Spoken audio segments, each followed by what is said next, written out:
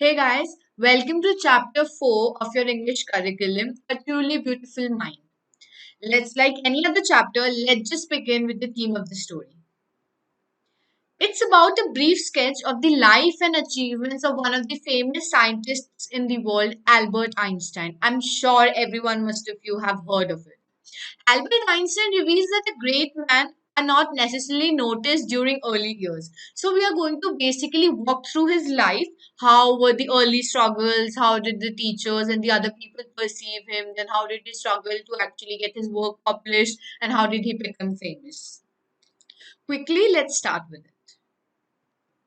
Albert Einstein was born on 14th March 1879 in the German city of Ulm, without any indication that he was destined for greatness. On the contrary, his mother thought Albert was a freak. To her, his head seemed too large. Now, see, whenever a kid is born, no one knows what exactly he or she is going to excel in life.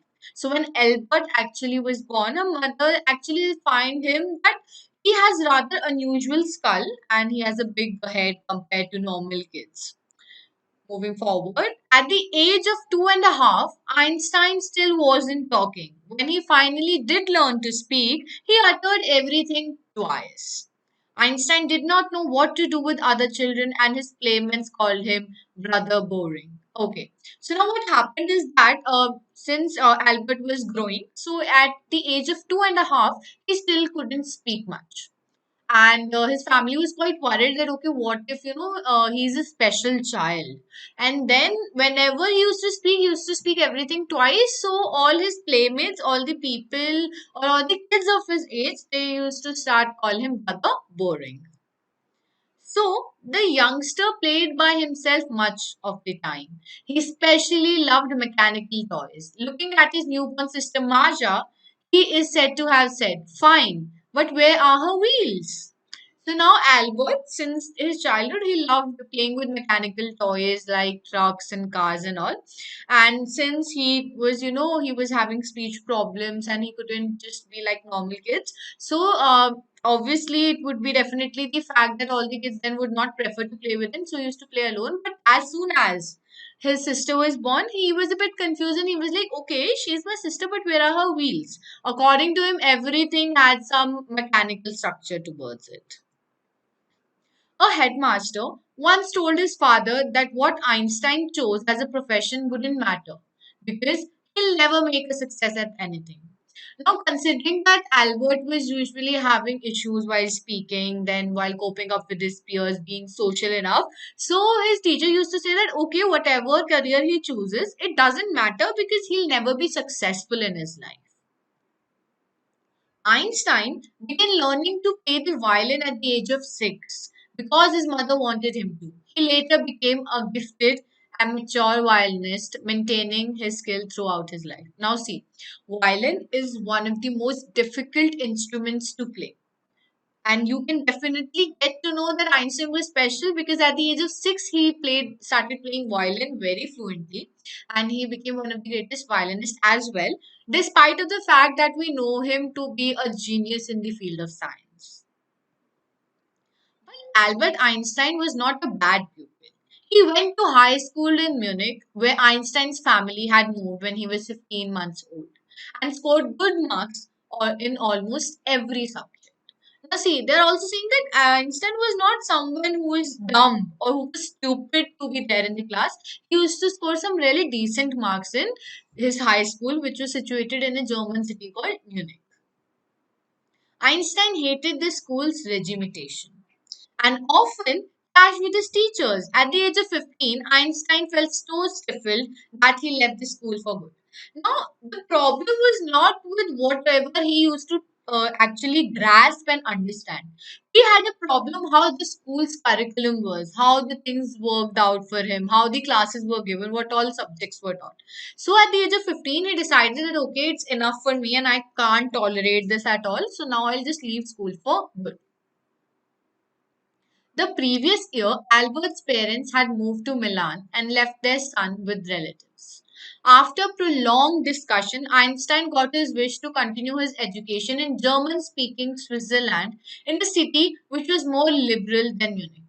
Now, the thing is, the school's curriculum and the way the school actually functioned was very problematic to Albert. So, what he did was, after discussing a lot with his parents decided that okay, we will allow Albert to study in Switzerland city rather than that of Munich, which was somewhat more liberated. Einstein was highly gifted in mathematics and interested in physics. And after finishing school, he decided to study at a university in Zurich. But science wasn't the only thing that appealed to the dashing young man with the walrus mustache. Now, see, Einstein, he was really gifted in mathematics. That was, he was really fluent and efficient in the subject maths. And he had an interest in physics. So he decided that, okay, I'll pursue my higher education in the university in Zurich. But not only in science, there were different things. There was something different which also appealed to Albert. While at that time he used to have a really big mustache, and that can also be seen in his later pictures. He also felt a special interest in a fellow student, Mileva Marek, whom he found to be a clever creature. This young Serb had come to Switzerland because in the university in Zurich was one of the few in Europe where women could get degrees. Now see, Albert moved from Munich to Zurich for the reason because that city was liberal. That is, it gave more futuristic choices and had a more modern era. So, not only in maths and physics, he also found a peculiar interest in a fellow student. She was also studying with him, and she came from Serbia because to Zurich for a reason that Zurich University was giving degrees to women. Now, at that time, there were only few universities which allowed women to take higher degrees because women were mostly discriminated and were considered to just take a household course on their own. Einstein saw in her an ally against the Philistines, those people in his family and at the university with whom he was constantly at odds. The couple fell in love. Now, Einstein, he saw that a compatible person who would be able to understand his creativity, understand his point of view in her. And he thought that, okay, she might be a really good ally against the people in his family and at the university who didn't actually, realize things and maybe agree with him in a lot of things. And then they fell in love. Letters survive in which they put their affection into words. Mixing science with tenderness, wrote Einstein. How happy and proud I shall be when we both have brought our work on relativity to a victorious conclusion. Now he wrote a letter to her, and he just put lot of affection into science, and he just mentioned that okay, how happy the things would be and how proud would we be of each other if we get to know and we realize that we made this theory of relativity we are working on towards a conclusion. In 1900, at the age of 21, Albert Einstein was a university graduate and unemployed. He worked as a teaching assistant, gave private lessons, and finally secured a job in 1902 as a technical expert in the patent office in Bern. Now, you can see that in 21 years of age, okay, he was graduated, but he didn't have a job, so he just took up private tuitions, teaching kids part time. And then in 1902, he got the job of a technical expert. While he was supposed to be assessing other people's inventions, Einstein was actually developing his own ideas in secret. He is said to have jokingly called his desk drawer at work the Bureau of Theoretical Physics. Now, see, as a technical assistant, what he had to do is he needed to assist other people who were doing the researches, but instead of that, he was starting secretly his own researches and his own theories, and he just, in a fun way, called his drawer as the Bureau of Theoretical Physics because he used to keep his lot of items which he was working on in that particular drawer. One of the famous papers of 1905 was Einstein's special theory of relativity, according to which time and distance are not absolute. Now, everyone, most of you have definitely heard theory of relativity in physics and might be studying if you take up the science background further. And that was one of his famous papers, which was published in 1905. And according to that, distance and time was not an absolute identity. That was something he just made realize through his theory. Indeed, Two perfectly accurate clocks will not continue to show the same time if they come together again after a journey, if one of them has been moving very fast relative to the other. Now, how can we actually see that the theory of relativity was true? He said that, okay, two clocks, they can't be accurate clocks if they're showing a correct time or showing the exact time and similar time in one particular moment. He's saying that, okay, that might be a scenario, but what if one of the watches were completely moving faster than the other one, and that at one point of time they just did that? But that doesn't mean that they're having the absolute correct clocks. From this followed the world's most famous formula, which describes the relationship between mass and energy. E is equal to mc square. Now, being a science student or not, you must have definitely heard about this formula. It is one of the famous formulas which Einstein gave, and it is somewhat used in a lot of physics formulas. And yeah, that's all you need to actually learn, that it's between a mass and energy in English literature. Moving forward, while Einstein was solving the most difficult problems in physics, his private life was unraveling. Albert had wanted to marry Mileva right after finishing his studies, but his mother was against it. Now, at the same time, when Albert was, printing theory of relativity, getting that famous formula, and was really excelling in physics, in his private life, it was quite the opposite. He wanted to marry Mileva right after he completed his graduation, and he was like, "Okay, now I'll be doing my job, so I want to marry her." But his mother was actually against it. She thought Mileva, who was 3 years older than her son, was too old for him. She also bothered by Mileva's intelligence. She is a book like you, his mother said. Einstein put the wedding off. Now, according to Einstein's mother, Mileva was 3 years since she was 3 years elder to him. So she thought that okay, she's just like Einstein, always into books and everything. And then getting irritated because of it, Einstein had decided, okay, I'll not marry now. The pair finally married in January 1903 and had two sons. But a few years later, the marriage faltered. Mileva, meanwhile, was losing her intellectual ambition and became an unhappy housewife. Now, see, when two people, both from really great science backgrounds and are pursuing something in their life, then after some time, as soon as they married in 1903, the pair, Albert and Mileva, they got two sons. But after few years, Mileva started feeling somewhat depressed and downsided for the fact that she was so intelligent and she was really ambitious, but she was not a happy person to be sitting at home. Thus, she became really unhappy with it. After years of constant fighting, the couple finally divorced in 1919. Einstein married his cousin Elsa the same year. Now that was really unusual, but since Mileva didn't able to understand and actually, sit at home and be a housewife, so after constantly fighting for a lot of years, they divorced, and at the same year, Einstein married his cousin Elsa. Now let's get to know some of the key terms here. Freak, it's a word used to talk about a person who doesn't behave properly. Amateur is someone who does something as a hobby, as more of a personal enjoyment rather than that of a profession. Stifle means unable to breathe. Liberal means willing to understand and respect other people's opinions and choices. Regimentation means order or discipline taken to an extreme level. An ally means a friend or an associate.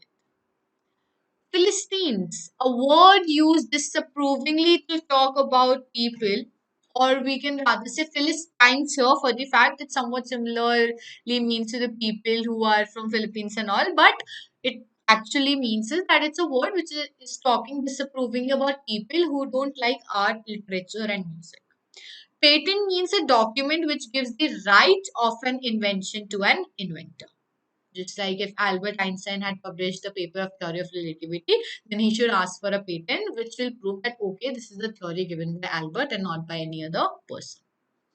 Absolute means measured in itself, not in relation to anything else. Unraveling means starting to fail. Unraveling means starting to fail. Faltered means become weak. Moving forward with the chapter, Einstein's new personal chapter coincided with his rise to the world of fame. In 1915, he had published his general theory of relativity, which provided a new interpretation of gravity. Now, as soon as he married his cousin, similarly, side by side in his professional life, he grew to fame because he had published his general theory of relativity, and which was one of the major breakthroughs in gravity topic or in the gravity of physics. An eclipse of the sun in 1919 brought proof that it was accurate. Einstein had correctly calculated in advance the extent to which the light from fixed stars would be deflected through the sun's gravitational field. Now, as soon as that eclipse came, it was proved, it was testified that Einstein's theory was actually correct and that the gravitational field from sun can actually deflect the rays from the stars. The newspapers proclaimed his work as a scientific revolution. Einstein received the Nobel Prize for Physics in 1921. He was showered with honors and invitations from all over the world and lauded by the press. Now, as soon as he became so much famous, then the articles in newspapers they named him as a scientific revolution, and then he received a Nobel Prize for physics. Then he was honored at lot of many of the conferences. He was invited in lot many conferences, and he was actually applauded by the press. Now, the lauded word here means applauded. When the Nazis came to power in Germany in 1933, Einstein emigrated to the United States. 5 years later, the discovery of nuclear fission in Berlin had American physicists in an uproar. Now, you must have definitely heard in your history that Nazis they came into power. Hitler was there ruling Germany, and he was really discriminating the Jews, killing them out, and the other religion people. At that time, Einstein just escaped to America and he sought asylum there for 5 years. And then 5 years later, as soon as he went there in 1933, 5 years later, the American physicists they were in uproar. They were shocked because nuclear fission was discovered in Berlin. Many of them had fled from fascism, just like Einstein had, and now they were afraid the Nazis could build and use an atomic bomb. Now, the nuclear fission technique actually is utilized in making the atomic bombs, the nuclear bombs. So, at that time, since many of the people they actually escaped Germany, now these physicists like Einstein they were really afraid that okay, what if Nazis build this kind of bomb? At the urging of a colleague, Einstein wrote a letter to the American President Franklin D. Roosevelt on 2 August 1939, in which he warned a single bomb of this type exploded in a port might very well destroy the whole port together with some of the surrounding territory.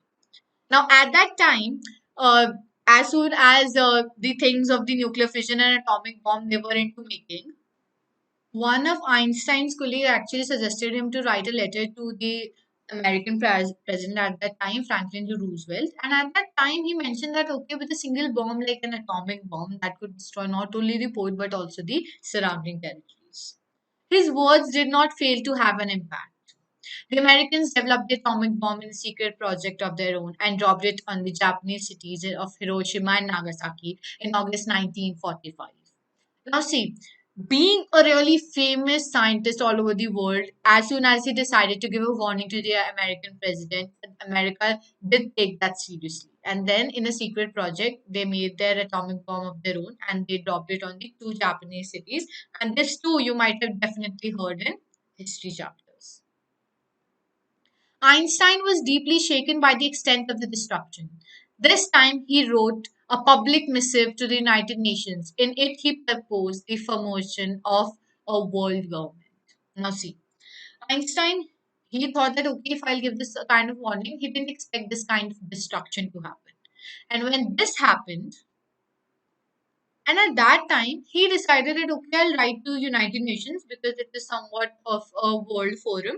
And he proposed that there should be a world government. Unlike the letter to Roosevelt, this one made no impact. But over the next decade, Einstein got more involved in politics, agitating for the end to the arms buildup and used his popularity to campaign for peace and democracy. Now, see, American president he took his warning seriously, but not the United Nations. So he decided that okay, I'll get more involved into politics, and then he just was campaigning through his popularity for democracy and peace. When Einstein died in 1955 at the age of 76, he was celebrated as a visionary and world citizen as much as a scientific genius. Now, be it in the humanitarian grounds and be it on the scientific grounds, in both of the scenarios, Einstein was created as a person who was commendable in his job. Now, let's get to know more of the key terms we encountered in the later part of the lesson. Deflected means change direction because of usually hitting something. In an uproar means very upset. Missive means a letter which is somewhat long and in more of an official form. Visionary is a person who can think about the future in an original and intelligent way. Now, let's get to know some of the questions to analyze how much we have understood the chapter. Who had these opinions about Einstein? He was boring, he was stupid and would never succeed in life, he was a freak. Okay. So he was boring was by Einstein's playmates when he was 2.5 years old. For the second answer, uh, it was the opinion of his teacher who thought that Einstein was really stupid and he could never succeed in life no matter what career he chose. And he was a freak was somewhat thought by his own mother. Moving forward to the next question. Explain what are the reasons for the following. Einstein leaving the school in Munich for good.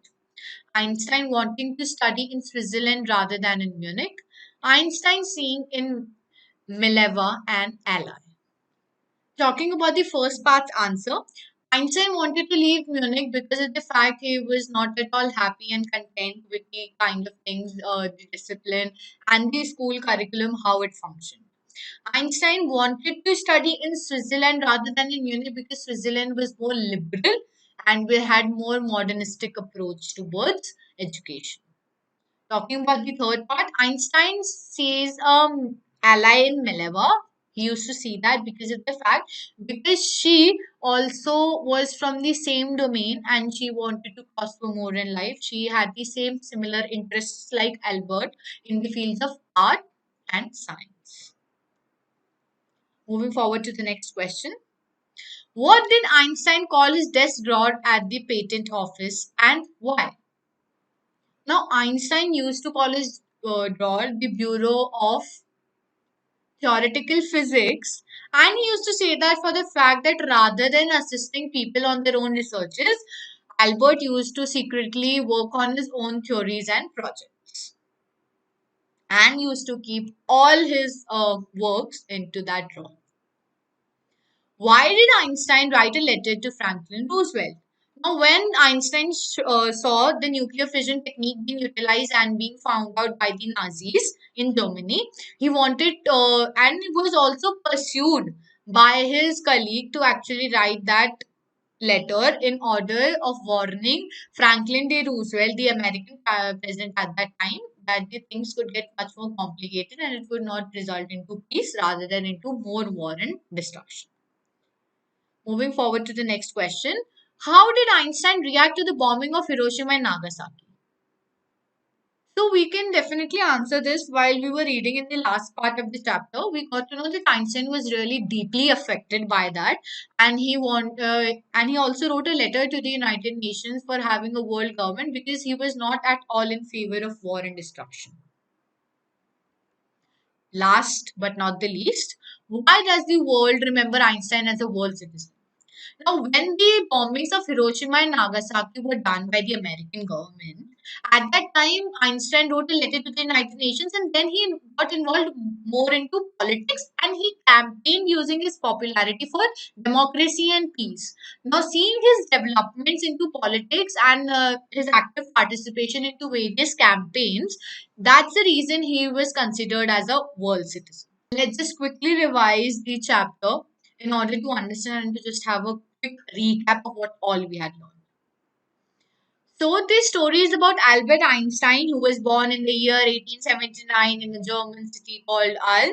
And then he couldn't speak at the age of 2. And when he used to speak every sentence twice. His playmates used to call him the boring brother. And at school, his headmaster thought that he was really stupid and wouldn't succeed in life no matter what career he chose. At the age of 6, on the insistence of his mother, Albert started playing violin and he was really good at it. And at the age of 15, his family moved to Munich. and he did not feel comfortable of whatever discipline and the school he was actually left at, and that was really strict. On completing his schooling, he joined the University of Zurich because of the fact that Switzerland was really liberal. He met Mileva Maric there at the university.